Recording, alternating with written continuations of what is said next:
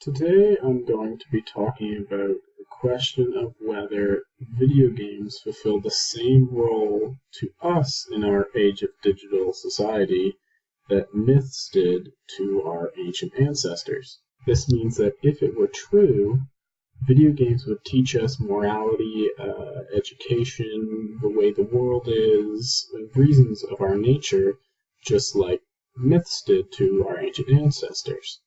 Now, my opinion on this subject is that this isn't true. Video games and myths are totally two different things. Video game, it takes a lot more of an outside source to understand the morality of the choices that you make in a game, if it does have choices. Whereas a myth, it's pre-described for you. It kind of sets out the path that you have to take and tells you what's right and what's wrong. Whereas most video games give you a choice of your decisions that you can decide what's right or what's wrong. To understand the difficulty of the choices you're making in certain games, you would already have to go into the game with your morality and your morals already pre-described. You know what's right and wrong. You know that you're going to have to now make a very difficult decision because of the poles of right and wrong or good or evil.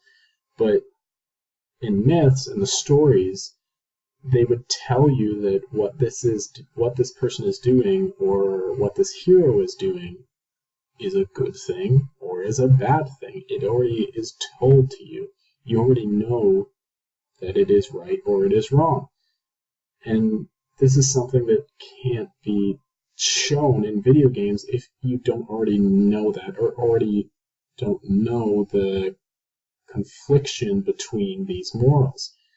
Meaning that if you go into a Telltale game of Walking Dead and you get to a very hard choice of killing a dog or sparing the dog, you take in the entire situation. You know that if you keep the dog alive, you'll be forced to feed the dog, take care of it, and this could create a lot of problems. Or if you just killed it, you would take away its pain of its journey, and it wouldn't have to go through such a bad life if it was injured or whatever the case may be. If you didn't go into this game with your pre-described morality, you wouldn't know. It doesn't tell you what choice to make. It only tells you that this is a decision, that you have to internally decide what is the right thing to do. Whereas, if you're reading a myth, Hercules completes these amazing 9 tasks, but he's doing it because he did something wrong, and that was already told to you. You're getting a kind of pre-described, and again, I'm saying pre-described a lot, but it's true. You're getting a story that is already telling you what is right and what is wrong. It's educating you. It's telling you why the Earth is round or why the stars rotate around the Earth. Now, yes, there's educational video games, but the difference is that those educational video games are made for that one sole purpose, educating. And they don't tell it through story. Yes, there's educational games that do the little quips and pros of a little story or an actual game behind the educational part, but the only reason they do that is because they're trying to entice a kid in playing them. Whereas an actual, well, say this in quotations, an actual video game, it's not forcing you to play or to learn. What you take from that game is the same as what you can take from university. It's how much you put into it. It's how much you pay attention and want to get out of it. So let's take a step back. Let's look at myths alone. The Oxford definition of a myth is a traditional story, especially one concerning the early history of a people or explaining a natural or social phenomenon, and typically involving supernatural beings or events. So this would mean that you would all sit around a fire and the wise man or the oldest of your village or tribe would tell you a story.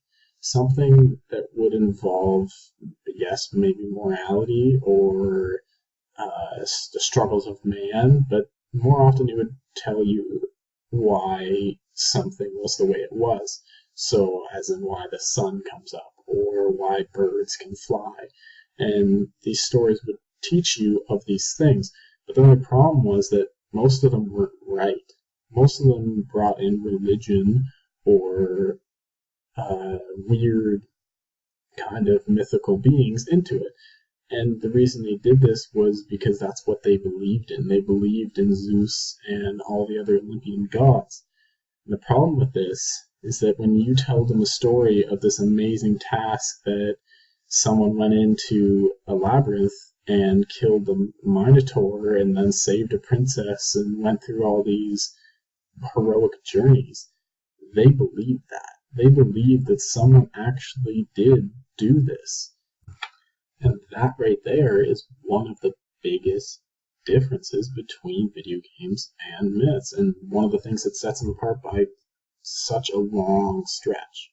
It's that video games aren't believable. Yes, there's a few realistic video games, and yes, we know that these stories might actually happen, but no one goes into a video game, well, no one in their right mind goes into a video game, sits down and decides that this actually happens, or this is actually happening, or this is real life. And, I mean, if you do that, then there's some other problems that you have to deal with. But that is the biggest difference, that people believe these myths. They believe these things actually happened. Yes, it taught them things, and it taught them how the world worked, which wasn't always right, but they did get taught certain things, and they learned from it. And our moralities are based off of some of these myths. But our moralities can't be based off video games, because they already have our morals in them. A person can't step back after completing any of the BioWare games, such as Mass Effect or Dragon Age, and decide that the choices they made in those games are how their morals are going to be set out for the rest of their lives.